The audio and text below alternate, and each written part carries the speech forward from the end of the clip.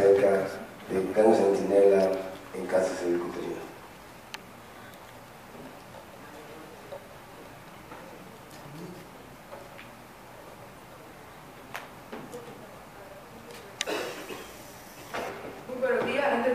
Quería darle las gracias al comité planificador, sobre todo al doctor Vargas Hernández y al doctor Herbert por la oportunidad de venir y acompañarnos estos 2 días aquí en Querétaro. Para mí es un honor y un privilegio estar con ustedes y de alguna manera poder compartir e intercambiar conocimientos y también ideas, sobre todo cuando han surgido tantos nuevos estudios en la literatura nuestra durante el último año, que nos da la oportunidad de marcar una pauta, de tomarnos un poquito de tiempo para hacer una evaluación y medir en términos de cómo nos estamos ubicando en el manejo quirúrgico, sobre todo de pacientes con cáncer de cuello, etapas tempranas. No tengo ningún tipo de conflicto o de problemas financieros con mi plática. Quería empezar marcando un poco la pauta y recordándonos que tenemos siempre la misión, una misión que, por ejemplo, la Organización de Ginecólogos Oncólogos de Estados Unidos, cuando se formó en el año 1969, hace 50 años, tomó muy en serio la plataforma de seguir innovando en el manejo quirúrgico de nuestros pacientes y se responsabilizó por diseñar y llevar a cabo diferentes estudios autorizados que pedían diferencias o querían buscar una manera más innovadora, más segura y más eficaz para manejar algunos cánceres ginecológicos a través de la cirugía. Pero también tenemos que tener mucho cuidado de no someternos a un culto de una idolatría de lo que viene siendo instrumentos nuevos y tecnología nueva, cuando esa tecnología todavía no está comprobada de ser más segura y más eficaz en el manejo de nuestros pacientes. Y quería apoyar este comentario con un estudio que se hizo en el año 2012, que fue publicado en el año 2015. En la Sociedad de Ginecólogos Oncólogos se hace una encuesta a nivel anual y en el año 2007 se hizo una encuesta específicamente preguntándole a los miembros de la sociedad qué tanto estaban adoptando la cirugía de invasión mínima invasiva en el manejo de sus pacientes. Y el estudio en el 2015 logró reportar las diferencias que habían surgido entre la encuesta del 2007 y la encuesta del 2012. Como pueden ver, de las personas que fueron invitadas a participar eran todos miembros de la Sociedad Ginecóloga Oncológica de Estados Unidos. En ese tiempo contaba con un poquito menos de 1.300 miembros.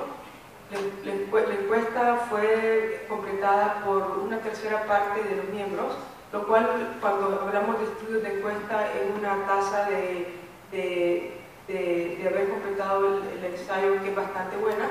La mayoría de los médicos venían, de los cirujanos ginecólogos oncólogos, venían de un centro académico, como pueden ver, casi el 50% en los 2 años. La mayoría habían estado en práctica más de 10 años. Pueden ver de que el 66% de los que completaron la encuesta en el 2012 habían tenido una carrera ya fuera de haber terminado el fellowship de 11 años. Y lo más interesante que pueden ver es de que habían adoptado la cirugía laparoscópica convencional el 91% de los encuestados en el 2007, y esa tasa bajó al 83% en el 2012. La diferencia es de que se marcó una adopción mucho más alta a la cirugía robótica, cuando podemos ver en el 2007 menos de la tercera parte de los que habían respondido a la encuesta estaban haciendo cirugía robótica. Para el año 2012 esa tasa había subido al 97%. Cuando los encuestados les preguntaron de cuáles eran las cirugías que más comúnmente hacían con la plataforma robótica, el 75% de los que estaban haciendo cirugía robótica identificaron la laparoscopía con asistencia robótica radical, la cirugía radical, histerectomía radical, con la disección de los ganglios para cáncer de cuello. En el 2012 iban a ser 6 años hacia el futuro, 6 años hasta que tuviéramos los resultados del estudio anteriorizado que nos daba la medida si esta cirugía era adecuada o segura para nuestros pacientes. O sea que nos fuimos un poco, como decimos en Nicaragua, de boca, y estábamos ya asumiendo una plataforma y haciendo operaciones sin tener los datos que nos permitían asegurarnos de que era una cirugía segura. Y por eso creo que quería empezar esta plática desviándome un poco del tema que voy a tocar, que es los ganglios centinela, porque también tenemos que acordarnos de que aún en la medida de que hay mucha literatura apoyando los beneficios del ganglio centinela, tenemos que poner en una balanza y medir cuál es la calidad de la evidencia que tenemos hoy en día para asumir que los ganglios centinelas en cáncer de cuello es una manera adecuada y segura de reemplazar una disección completa. Como sabemos todos aquí, el cáncer del cuello es un problema a nivel global, sobre todo porque dependiendo de la geografía donde se ubique la paciente, hay programas que son más o menos buenos en términos de una prevención primaria con programas de vacunación o una prevención secundaria con tamizaje y Papa Nicolau. Hoy en día mueren más de 200.000 mujeres al año, lo cual para mí es una cifra criminal que, sigamos, de manera muy rápida podemos decir esta figura y darnos cuenta de que probablemente la mayoría de estas muertes son 100% preventibles. Todos sabemos de que hay muchas maneras de manejar una etapa temprana del cáncer de cuello, ya sea con cirugía, histerectomía radical, para las mujeres que tienen una lesión operable, las que tienen una lesión 1 a 2, puede ser operada con una cirugía radical y histerectomía modificada tipo 2 y sí con una disección de los ganglios pélvicos. Para las mujeres que todavía quieren mantener la fertilidad, hay evidencia de estudios limitados que se pueden someter a una fertilectomía radical con disección de los ganglios. Se pueden tratar con quimioterapia y radiación como manera primaria. La elección de qué terapia vamos a usar depende del tamaño de la lesión, del tumor y de los factores que trae el paciente a la mesa. La cirugía está comprobada que para mujeres que tienen lesiones operables está asociada con una sobrevivencia en total mucho más alta cuando se comparan a la sobrevivencia cuando se da quimioterapia con radiación, mejor calidad de vida y es una manera más definitiva de tratar el cáncer, por lo cual es preferible operar a la persona si tiene un tumor que es operable. La polémica y todo el problema de la cirugía radical, por lo cual vamos a terminar la plática de esta mañana dándole una idea de los estudios que se están haciendo, que se están organizando hoy en día para tratar de ver si es seguro hacer una operación menos radical para ciertos tumores de etapa temprana en cáncer de cuello.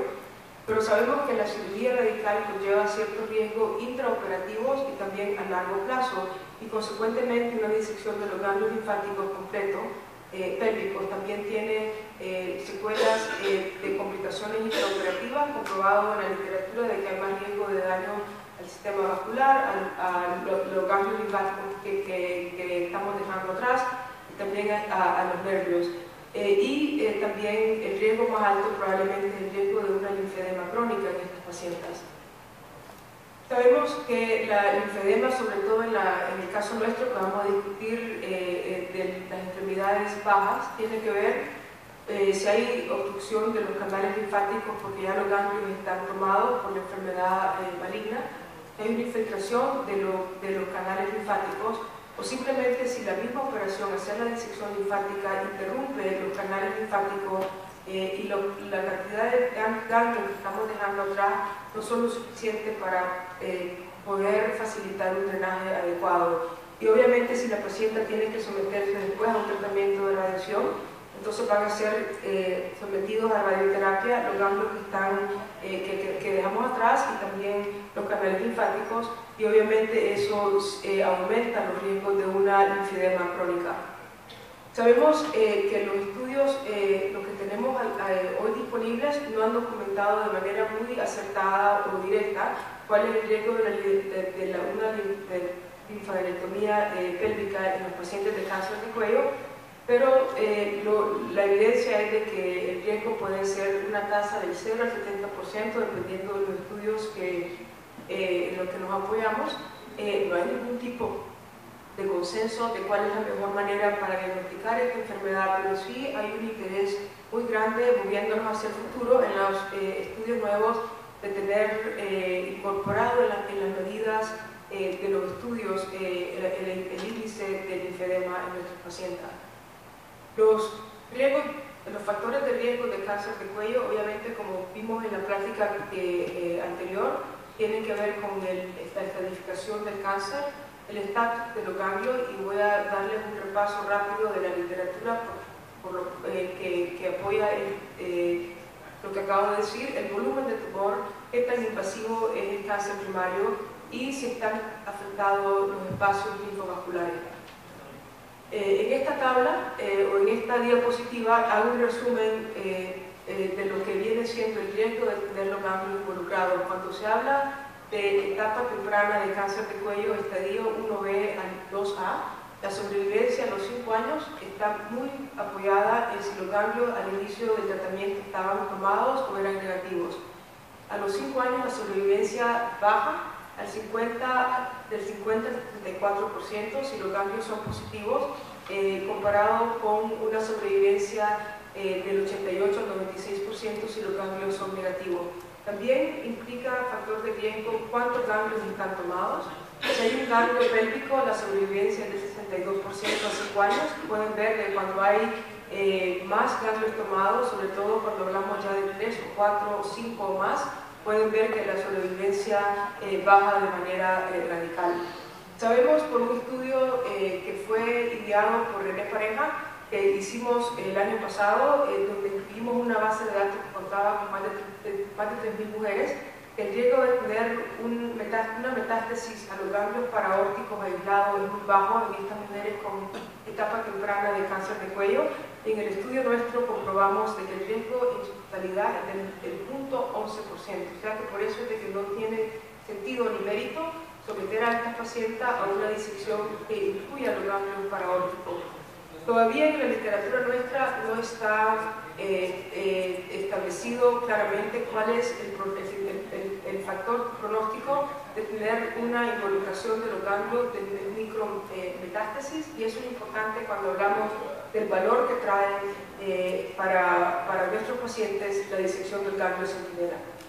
Verlo de otra manera, como pueden ver, es otra tabla que les está quebrando por estadificación el riesgo de tener ganglios positivos, y como pueden ver en conclusión, pues sabemos de que del 80 al 85% de estas pacientes probablemente están sometidas a una linfadenectomía completa que no necesitan, dado que el riesgo de una metástasis es baja. Pero la consecuencia de no diagnosticar una metástasis en los ganglios pélvicos, como lo demostré de manera anterior, es catastrófica, porque no solamente los tratamientos adyuvantes van a cambiar, sino que de manera de pronóstico hay una gran diferencia. La disección de los ganglios completas abarca desde la ilíaca común hasta el espacio donde está el nervio obturador, o sea que en realidad es una disección bastante radical. Han habido otras propuestas de buscar otros mecanismos de evaluar los ganglios que no tengan que ver con una disección quirúrgica. Quiero rápidamente tocar sobre lo que nos aporta la evidencia en términos de los estudios radiográficos que podemos usar para estadificar de manera clínica el cáncer de cuello. El primer estudio es un análisis que incluye 72 estudios, y pueden ver en la tabla que la sensibilidad y la especificidad de diferentes modalidades de radiología varían, como el PET, una resonancia magnética sola o solamente una tomografía.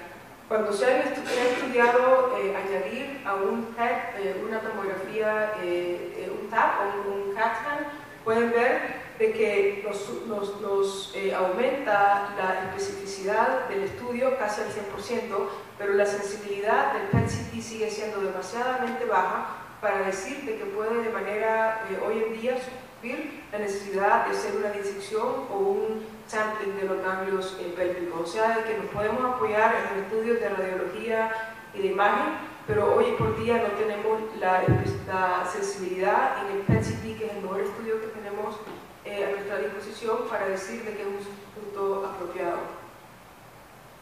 Entonces, nos apoyamos en la literatura y en la evidencia que hay en cáncer de pene, en cáncer de melanoma, cáncer de mama, en cáncer de endometrio, para ver si podemos extender el uso del ganglio centinela al manejo de las personas con cáncer de cuello de etapa temprana. Sabemos como propuesta de que sí va a haber una reducción de edema a las extremidades bajas. Los que proponen este plan para identificar los ganglios se apoyan también en el beneficio que nos da, porque podemos identificar ganglios que no van a estar necesariamente ubicados en las geografías más estándares o más esperadas. Nos da la oportunidad de identificar un ganglio con una disección radical completa hubiéramos omitido, y también la oportunidad de reconocer metástasis a nivel del microscopio de menos de 2 milímetros, que por el ultrastaging que se hace con un ganglio centinela van también a ser, no la vamos a identificar en una disección completa. Para poder adoptar esta plataforma tenemos que recordarnos de que la disección del ganglio centinela tiene que tener una sensibilidad muy alta y un valor negativo de predicción también muy alto. Es decir, que el riesgo de perdernos de un ganglio positivo tiene que ser muy bajo, dado que hay un alto riesgo de recurrencia si nos perdemos de un ganglio positivo y no apoyamos a la paciente en el tratamiento adyuvante adecuado. Abordando un poco la primera propuesta, que es decir, uno de los beneficios del ganglio centinela es de que nos va a ayudar a identificar ganglios que están fuera del mapa de lo que viene siendo una disección comprensiva de los ganglios pélvicos. Hay un estudio que repasó 27 estudios previos, incluyendo más de 1.300 pacientes. Parte del criterio de inclusión para este metaanálisis es que los estudios reportaran experiencia con un mínimo de 10 pacientes. Los estudios usaron diferentes tipos de tracers, ya sea azul, para hacer la disección del ganglio centinela. El 80% de los pacientes incluidos en estos estudios tenían un estadio de FIGO del 1 a 2A. Como pueden ver, había una tasa del 1 al 7% de identificar ganglios que estuvieran fuera de la zona donde comúnmente lo hubiéramos identificado si hubiéramos hecho una disección de ganglios convencional. La otra propuesta que usan los que apoyan este tipo de plataforma para evaluar los ganglios es el reconocimiento de que en el ultrastaging vamos a identificar metástasis a nivel microscópico que tienen una relevancia importante. Este es un estudio prospectivo que incluyó 35 pacientes, pueden ver estadio temprano en FIGO. El estudio tenía como meta primaria cuál era el índice de linfedema en estas pacientes y la reincidencia de cáncer. Si las pacientes no tenían, si no se encontraba el ganglio centinela, no se hacía, si el ganglio centinela se encontraba, se identificaban adecuadamente, no había necesidad de hacer una disección pélvica más radical. Si no encontraban el ganglio centinela, se adherían a las recomendaciones estándares de hoy en día, que son de hacer una disección a ese lado completa, ya que el ganglio centinela no se había ubicado. En este estudio, el número mediano de ganglios que removieron fue de 4. Se encontraron 11 de 35 pacientes tuvieron ganglios positivos, y una tasa del 31%. De las 23 pacientes que tuvieron una disección de los ganglios linfáticos, que no tuvieron la disección completa, el 30% tuvieron un ganglio positivo, de las cuales 5 de esas 7 tenían una micrometástasis, y de las 2 pacientes tenían células aisladas del tumor menos de 0.2 milímetros que fueron encontradas en el ultrastaging. No hubo ningún tipo de recurrencia en las pacientes que tuvieron ganglios negativos, y la tasa de linfedema en las pacientes sometidas a la disección del ganglio centinela fue del menos del 9%, comparado con el 42% en las que tuvieron una disección completa. Tenemos estudios que identifican cuál es la incidencia de encontrar una micrometástasis, pero lo que todavía no sabemos y todavía no tenemos la respuesta es cuál es la implicación clínica de tener este tipo de micrometástasis, ya que para nosotros nos abre una gran polémica con el paciente, porque no tenemos evidencia para cuidarlos si deben de someterse a un tratamiento adyuvante, es decir, estas 2 pacientes que tienen células tumoríficas aisladas deben de ser tratadas con quimioterapia o se les puede simplemente dar seguimiento estándar. Entonces, sí tenemos evidencia de cuál es el índice de este problema y cómo nos ayuda el ganglio centinela a identificar a estas mujeres, pero todavía no tenemos evidencia de que si el manejo clínico de estas pacientes debe de ser diferente. Este es un diagrama o un cartoon para demostrarles cuáles son la ubicación más común del ganglio centinela. Como pueden ver, es en la parte medial de la ilíaca externa. La inyección es bastante estándar. En el hospital nuestro inyectamos el cuello en la posición del 3 y del 9. En la posición 3 y 9 usamos nosotros indocyanine. Pueden ver de que lo que se recomienda es usar un radio tracer o azul, o usar indocyanine, luego se inyecta el cuello y también se somete a un estudio muy particular. Los ganglios, el patólogo tienen que haber expertise o experiencia en el laboratorio de patología para lograr procesar estos ganglios de manera adecuada. La macrometástasis está definida si hay grupos tumoríficos que miden más de 2 milímetros. Si los grupos tumoríficos son de menos de esa dimensión, pero abarcan más de 0.2 milímetros, es un micrometástasis que obviamente las células aisladas es cuando tenemos células tumoríficas que son del menos del 0.2 milímetros, o sea, muy poquitas. Esta es una... los tracers que tenemos, las opciones que tenemos de usar de colorante incluyen el Technetium 99, haciendo una linfosintografía después de la inyección y usando un gamma probe para detectar los ganglios. Se puede hacer también una inyección con azul, ya sea isosulfan blue o methylene blue, y también existe la tecnología para usar el indocyanine green con una luz fluorescente que está cerca del infrarrojo. Esa es la tecnología que nosotros usamos en nuestro hospital y está comprobado, lo menos en cáncer de endometrio, que tiene una detección más alta que usando solamente azul. Esta es una foto de lo que ustedes pueden ver con la luz infrared después de haber hecho una inyección, y pueden ver que claramente se ve dónde se ubica el indocyanine green en la pelvis de esta paciente. Tanto el National Comprehensive Cancer Network como la mayoría de las instituciones que están usando el ganglio centinela recomiendan seguir este algoritmo. Quiere decir, para hacer un mapping del ganglio centinela, primero que cualquier nódulo que tenga sospecha de enfermedad tiene que ser extirpado a la hora de la operación, ya sea que se encuentre en el mapa del ganglio centinela o no. Si no se logra identificar el ganglio centinela en un lado, entonces se debe hacer una disección completa de los ganglios pélvicos en ese lado de la pelvis, y obviamente seguimos recomendando de que se quiten los tejidos paramétricos de manera adjunta con el tumor primario. Vamos a hablar un poco de cuál es la evidencia que nos apoya para usar esta tecnología, es decir, ¿es el ganglio centinela lo suficientemente sensible para omitir una disección pélvica completa? Tenemos los mismos, las tasas iguales de sobrevivencia a largo plazo, y en realidad existe evidencia que nos diga de que tenemos menos morbidad con el ganglio centinela. El primer estudio que voy a tocar es un estudio prospectivo que incluyó 70 pacientes con ganglios centinelas de mujeres que tenían una etapa temprana de cáncer. Se hicieron una disección de ganglios centinelas laparoscópico y después de que se detectó el ganglio centinela se hizo una disección pélvica completa. Usaron como colorante el azul, y combinaron una linfosintografía preoperativa que después les ayudó a reconocer el ganglio centinela, y también usaron un gamma probe en 29 de 70 pacientes, o sea, casi la mitad. Como pueden ver, el colorante azul como técnica sola identificó mínimo un ganglio centinela en el 87% de las pacientes.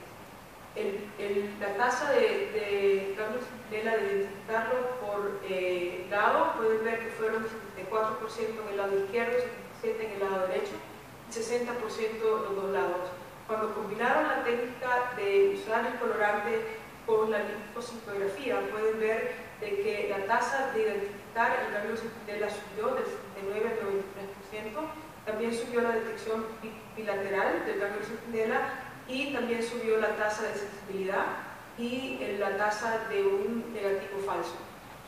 Como pueden ver, una de las limitaciones del estudio es de que usaron diferentes tipos de operaciones para hacer la histerectomía radical, fueron hechas a través de la vagina o a través de una cirugía abierta. Cuando ven en este estudio la tasa de dónde se ubicaron los ganglios centinelas, pueden ver que también hubo una tasa muy baja, pero probablemente importante, de ubicar los ganglios centinelas en tomografías que no son tan obvias en una disección pélvica. La otra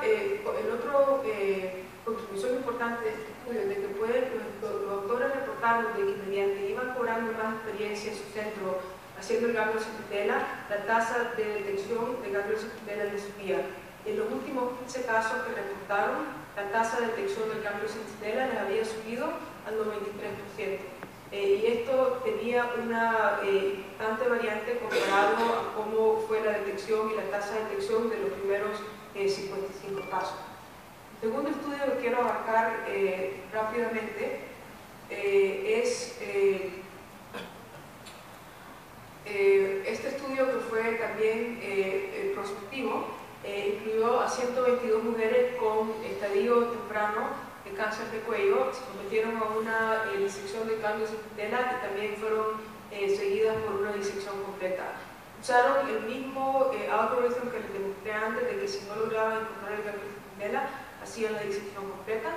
Un ganglio centinela como mínimo fue identificado en el 93% de las pacientes en este estudio. Encontraron el ganglio centinela en los dos lados 5% de las veces. Lograron adecuadamente y correctamente identificar el ganglio positivo en 21 de 25 pacientes, con una sensibilidad de casi el 88% y un valor negativo predictivo del 97%. O sea que son estudios que nos marcan la pauta de que sí tenemos la tasa que queremos buscar para empezar a adoptar esta tecnología. El estudio, uno de los más importantes, es CENTICOL. CENTICOL es un estudio de varios centros prospectivos, mujeres de estadio etapa baja, serum technician, también una lipocintigrafía, el colorante fue azul, y fue una disección de ganglio centinela hecha laparoscópica y obviamente también hicieron la cirugía de disección completa usando el laparoscopio. Todos los cirujanos habían recibido entrenamiento previamente para hacer la disección del ganglio centinela y las que tenían los ganglios centinelas negativos en patología se sometía el ganglio a un autostaging. Como pueden ver, fueron un poco rápido acá.